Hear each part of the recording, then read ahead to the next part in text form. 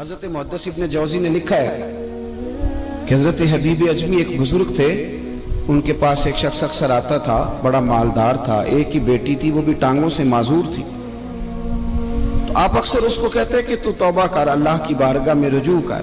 ایک وقت ایسا آتا ہے کہ پھر انسان کا جب کوئی اپنا نہیں رہتا پھر اسے مصلی یاد آتا ہے، لیکن اگر مصلی کی عادت بچپن سے پڑ جائے نا تو پھر ذرا آسان ہوتا ہے اللہ سے دل لگانا۔ وہ اکثر آپ اس کو کہتے ہیں کہ ٹھیک ہو جائے کہ تو بیٹی ہے، وہ بھی بیچاری معذور ہے، تو کہاں دولت لے جائے۔ آج کرتا ہوں، ہم تاریخیں دیتے رہتے ہیں نا اللہ تعالیٰ کو معاذ اللہ کہ رمضان سے میں نے نیک ہو جانا ہے، عمرہ کر کے آؤں گا تو پھر میں پکا نمازی ہوں۔ خدا کے بندو، کس نے تجھے بتایا ہے کہ رمضان تک تو زندہ رہے گا؟ کس نے خبر کی کہ عمرہ کرنے تک تو بچے گا؟ حضرت حبیب اجمی اس کو کہتے تو کہتا بڑی جلدی ٹھیک ہو جاؤں گا۔ ایک دن سویرے سویرے توبہ کرنے آ گیا۔ آپ نے فرمایا کیا ہوا؟ تو کہنے لگا حضرت جی کل ایک 15 سال کا نوجوان ملا ہے اور مجھے توبہ کرا گیا۔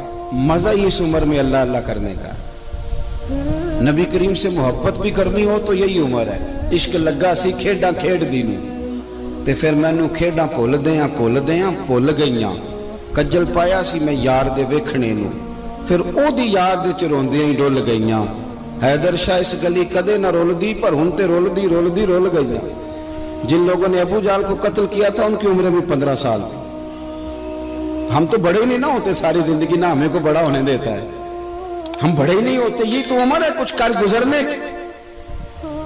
15 سال کا نوجوان توبہ کرا گیا تو حضرت حبیب اجمی کہنے لگے وہ کیسے؟ کہنے لگا حضرت جی میں کل منڈی گیا تھا، مجھے کچھ سامان خریدنا تھا، تو بغداد کے بازار سے میں نے مچھلی خرید لی 10 کلو، باقی بھی سامان تب خود لے جا نہیں سکتا تھا۔ تو مزدور آپ کو پتہ ہے بیچارے آج بھی سڑکوں پہ بیٹھے ہیں، تو مزدور بیٹھے تھے تو ان میں ایک نوجوان 14-15 سال کا، چہرے پہ بڑی روشنی۔ میں نے اس کو کہا بیٹے مزدوری کرو گے؟ کہنے لگا حضور مزدوری بھی کرتا ہوں، پڑھائی بھی کرتا ہوں، اور جو اللہ کو منظور ہو اس کی عبادت بھی کرتا ہوں۔ میں نے اسے کہا کہ یہ میرا سامان ہے فلاں جگہ پہنچانا ہے، کیا لوگے؟ کہنے لگا 3 دینار مزدوری۔ سودا طے ہو گیا، اس نے سامان اٹھا لیا۔ کہتے ہیں رستے میں ظہر کا وقت ہو گیا، کہنے لگا چچا اگر اجازت دو تو نماز پڑھ دوں۔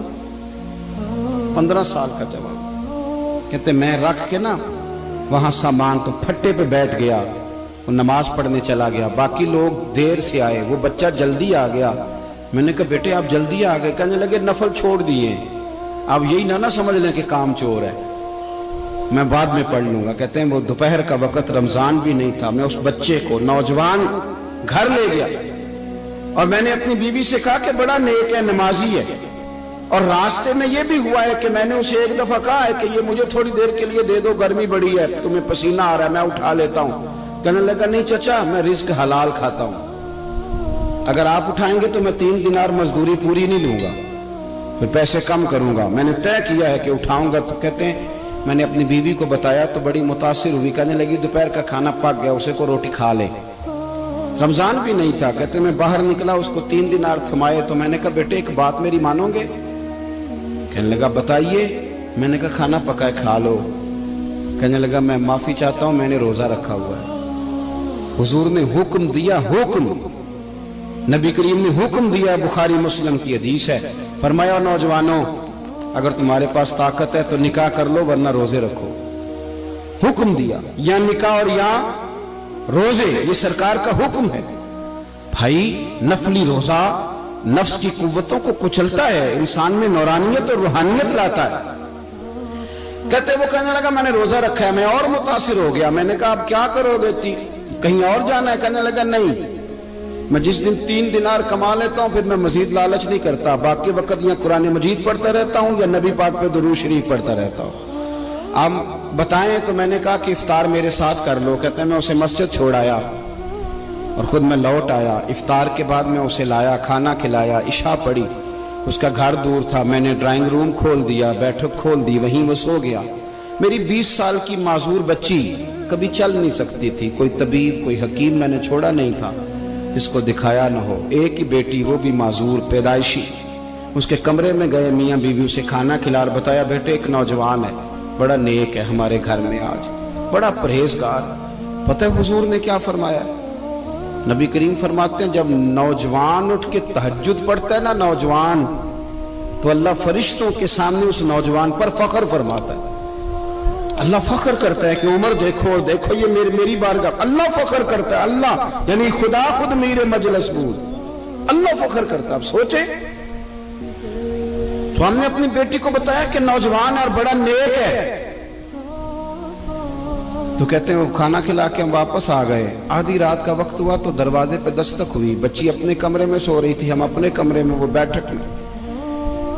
گھبرا کے اٹھے کہ اس وقت کون ہے دروازے پہ؟ تو بیٹی کہنے لگی ابا دروازہ تو کھولنا. کہتے ہیں دروازہ کھولا تو 20 سال ہو گئے تھے بیٹی کو, کبھی اس نے چل کے نہیں دکھایا تھا, کبھی دوڑ کے ادھر جاتی, کبھی ادھر آتی. کہتی الحمدللہ اللہ نے میری ٹانگیں ٹھیک کر دی. ہم دونوں رونے لگے, اے اللہ تو کتنا کریم ہے, کیسے ہوا بیٹے سارا کچھ؟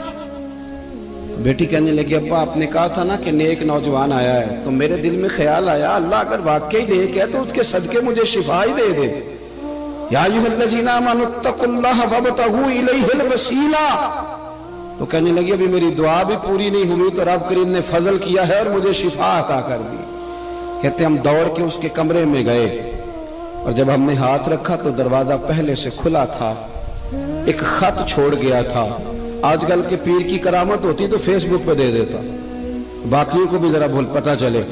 کہتے ہیں وہ خط چھوڑ گیا اپنے بستر پہ کہ اگر تم لوگوں کو مجھ سے محبت ہو گئی ہے تو میرے پیچھے نہ دوڑنا, اس رب کی بارگاہ میں جھکنا جس رب نے میرے اوپر بھی فضل فرمایا ہے اور آپ پر بھی کرم فرمایا.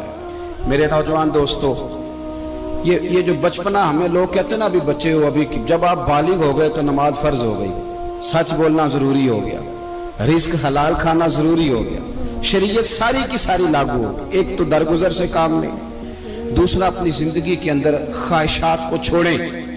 سادہ کھانا تو ویسے انسان کو تندرست رکھتا ہے.